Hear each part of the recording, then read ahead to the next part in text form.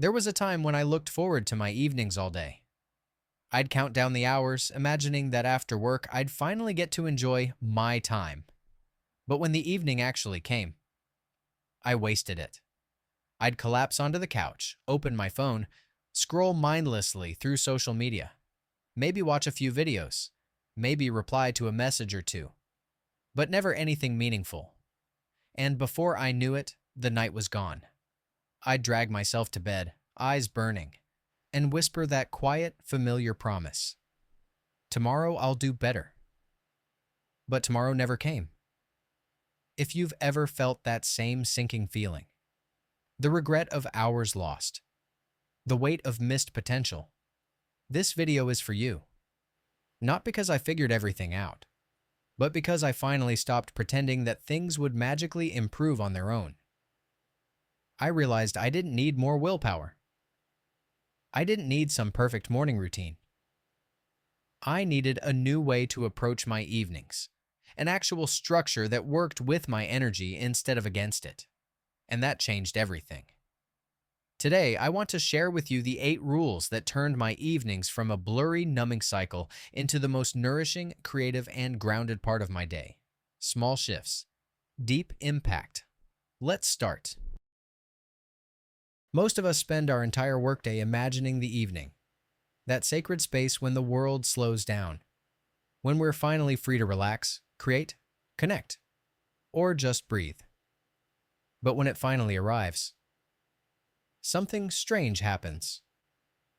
We shut our laptops, maybe grab something to eat, and then we crash into the couch, scroll through our phones, bounce between distractions, and tell ourselves we're winding down.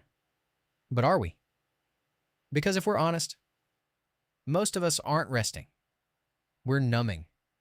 Not because we're lazy, not because we don't care, but because we're exhausted, overstimulated, and running on mental fumes. Evenings start to blur. 1 minute, it's 6 p.m. The next, it's midnight. You're staring at a screen, wondering where the time went and why it didn't feel good. We tell ourselves we'll do better tomorrow, that we'll start reading again, that we'll get to that project, that we'll sleep earlier. But here's the hard truth. Tomorrow doesn't fix today's systems. The cycle only breaks when we stop trying to fit in good habits and start redesigning the evening as a whole. Because the real enemy isn't a lack of time. It's a lack of structure that respects your energy. And once I understood that, everything shifted. Everything changed when I stopped obsessing over how to manage my time and started asking how to manage my energy. I had spent years trying to cram productivity into tiny windows, hoping discipline would carry me through fatigue. But no matter how much I tried, my evenings kept slipping away. Because the truth is, your time may be fixed, but your energy? That's flexible. That's trainable. That's everything. And that's when I began designing a system. Not a rigid routine, not a miracle night ritual, but a set of guiding rules that aligned with the way I naturally function. Not what some productivity book told me. Not what influencers do at 5 a.m. These were 8 simple shifts that allowed me to actually enjoy my evenings again. Not in a hustle culture kind of way, but in a real, peaceful, nourishing way. They weren't dramatic. They didn't require apps, trackers, or perfect discipline. But when applied consistently, they transformed my nights. And honestly, my mornings too.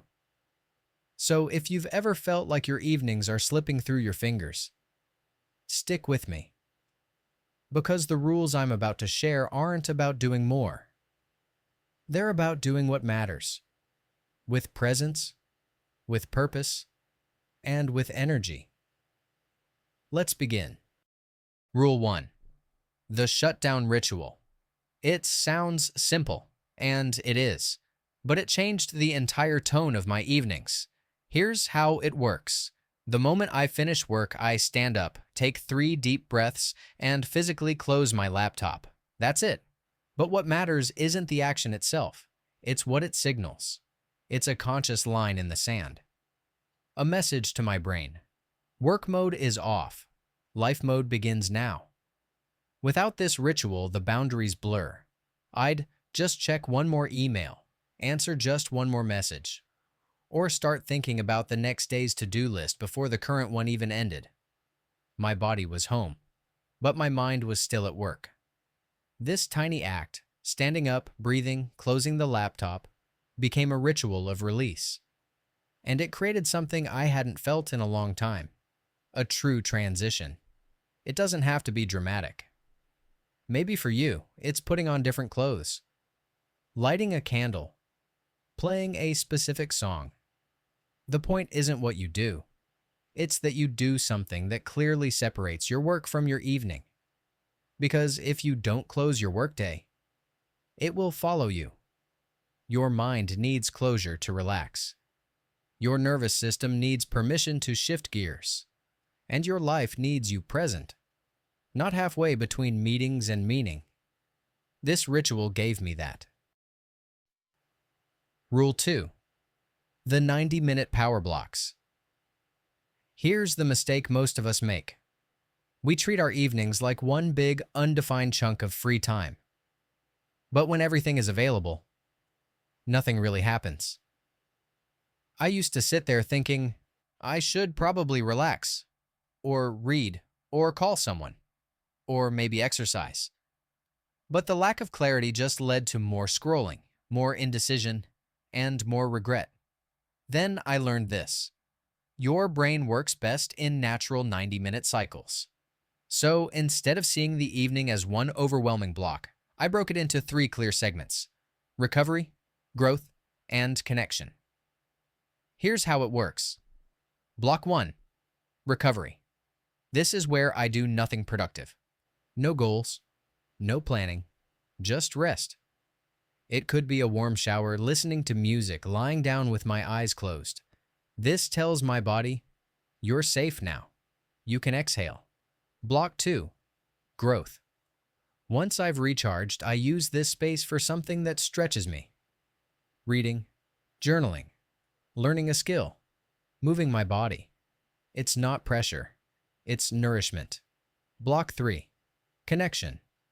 This is time for people, or deep connection with myself. A walk with a friend, a voice note to someone I love, or just sitting in silence checking in with how I feel.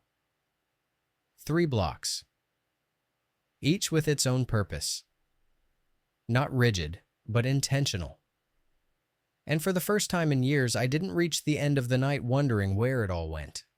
I knew exactly where it went, because I had chosen it. Rule 3. Reverse scheduling. Most people plan their day from morning to night. Wake up, work, errands, dinner, maybe rest. But what if that's completely backward? Here's the truth I discovered. Your evening dictates your morning more than the other way around. So I flipped the script. Instead of asking, what time do I want to wake up? I started asking, what time do I want to fall asleep feeling calm, satisfied, and ready for tomorrow? That one shift changed everything. Now I begin planning my day from the end. If I want to be asleep by 10:30 p.m., then my last block, connection, ends at 9:30, which means growth time starts around 8, which means recovery starts around 6:30. Suddenly, my evening has a rhythm, one that protects my sleep and supports my next day before it even begins. And what's wild is how this structure actually made my evenings feel more free, not less. Because I stopped dragging decisions from moment to moment. I knew what each window was for, and I could relax into it. Sleep improved. Mornings got easier. And that guilt I used to feel lying in bed, knowing I wasted another evening, it disappeared. Reverse scheduling isn't about perfection. It's about protecting what matters, by honoring how your body and brain truly work. Rule 4. The 2-minute reset. This one feels almost too small to matter. But it became one of the most powerful rituals in my entire evening. Here's how it works. Every time I transition between blocks, or even between tasks, I take just 2 minutes to reset my space. It could be clearing my desk, dimming the lights, lighting a candle, changing clothes, or even just washing my hands. Whatever helps me tell my brain, that part is done. Now we begin something new. At first I thought, this is pointless. I don't need a ceremony to shift gears. But the moment I tried it, everything felt different. It was like pressing a psychological reset button. The mistake we make is trying to carry all our energy from one moment into the next, without any pause. We go from work to dinner to phone to bed, all in one long, messy mental thread. No wonder we feel foggy, scattered, or numb. These micropauses act like breath between chapters. They clear the noise. They mark the shift. And they allow your mind and body to show up fresh for what comes next. 2 minutes. That's all it takes. But over time, it taught me to move through my evenings with intention, not inertia. Because sometimes the smallest rituals are the ones that restore your focus, your energy, and your presence. Rule 5. Digital boundaries. Let's be honest, screens are the black holes of our evenings. I used to tell myself I was just checking something real quick, and then, bam, it's midnight, eyes burning, brain buzzing, soul numb. So I made a rule. 1 hour before bed, every screen goes away. Not muted, not face down. Gone, in another room. I call it the analog hour. No apps, no notifications, no glowing rectangles hijacking my brain. Instead, I give that last hour to books, journaling, tea, music, silence. Whatever actually restores me. But I didn't stop there. I started practicing something called app mortality. Each night, I delete one app from my phone, just one. It sounds aggressive, but here's the catch. You can reinstall it tomorrow if you really need it. Most times, you forget it ever existed. It's not about living like it's 1985. It's about breaking the cycle of digital clutter and reclaiming your space, internally and externally. I also made some small physical tweaks that helped massively. I charge my phone in the kitchen. I use a real alarm clock. And I keep my laptop out of sight after 8 p.m. Because your devices are designed to keep you stimulated, not centered. If you don't set boundaries, they'll set your rhythms for you. And I decided I wanted to design my own. Rule 6. Evening sanctuary. Your environment is not neutral. It's either calming your nervous system or keeping you on edge. And for most of us, our homes are filled with unconscious signals. Screens, clutter, unfinished work, harsh lighting. So I created what I now call my evening sanctuary. It's not a big space. It's not expensive. But it feels like peace. Soft lighting, warm colors, cozy textures, no work stuff, no tech, no tasks calling my name.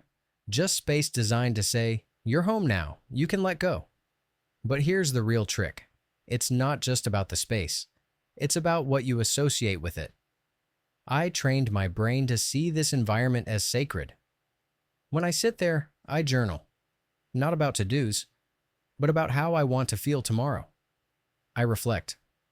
I exhale. I ask, what do I want to carry into sleep? And that shift, from urgency to intention, became a turning point. I also stopped treating evenings like leftover time. Instead of thinking I'll rest if there's time, I began seeing evenings as an investment, a way to charge tomorrow before it even begins. Your brain responds to cues. When your space whispers, this is where peace happens. Your mind listens. And once I made my environment match the energy I was craving, everything else started aligning too. Rule 7. Micro habits and Keystone habit. Big changes are overrated.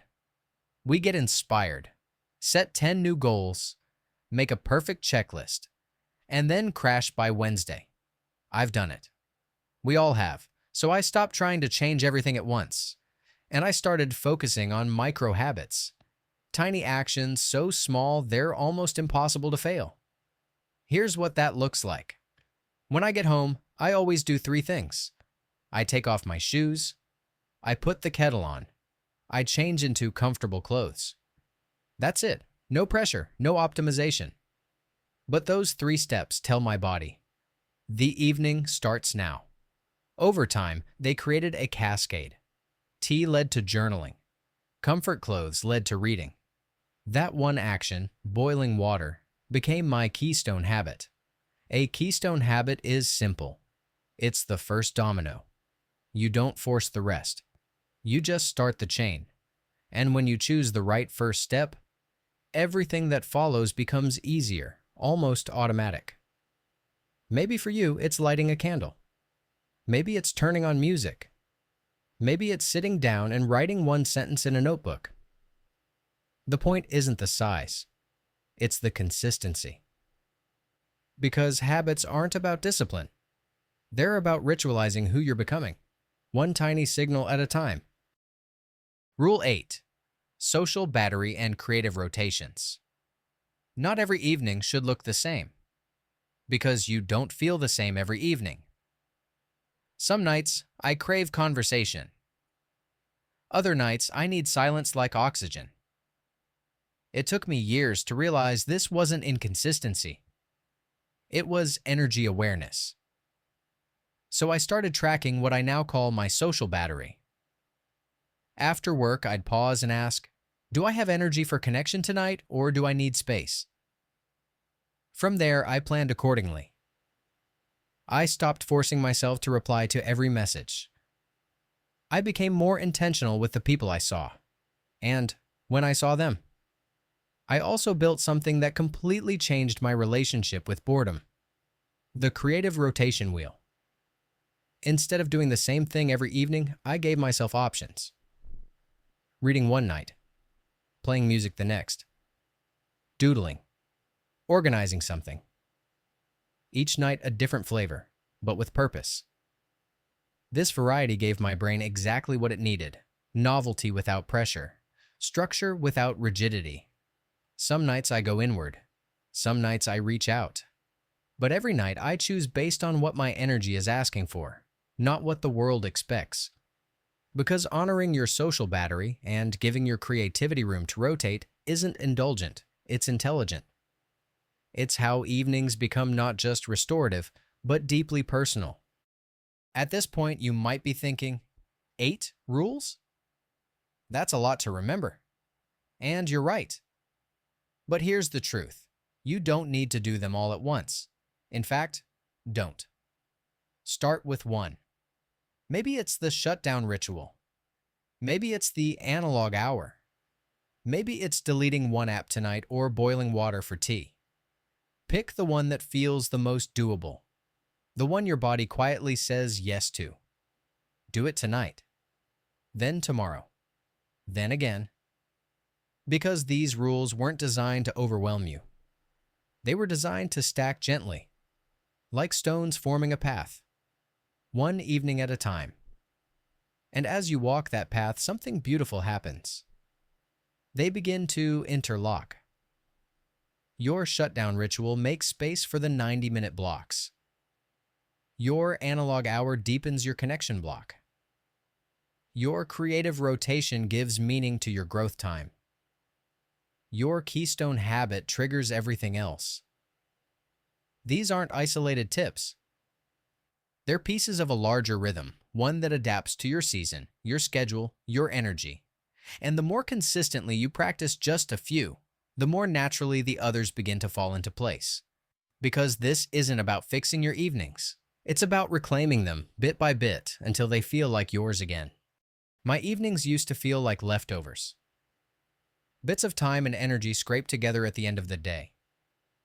But now, they're the highlight of my routine. Not because I do anything dramatic, but because I do what matters, with presence and intention. So here's my question to you. Which of these 8 rules will you try first? Is it the shutdown ritual? The analog hour? the 90-minute power blocks. Comment below. Tell me which one resonates with your life right now. And if this video helped you, share it with someone who might need to hear it. Because most of us are walking around exhausted, wondering why rest doesn't feel restorative anymore. Sometimes, a few simple changes can open the door to something radically better. Also, if you haven't already, subscribe for more practical tools every week, things you can actually apply, not just think about. Let's build this together. A new kind of evening. Not one that numbs you or drains you, but one that recharges you, reminds you of who you are, and prepares you for the version of you you're becoming. Small changes add up. Start tonight and make your evening count.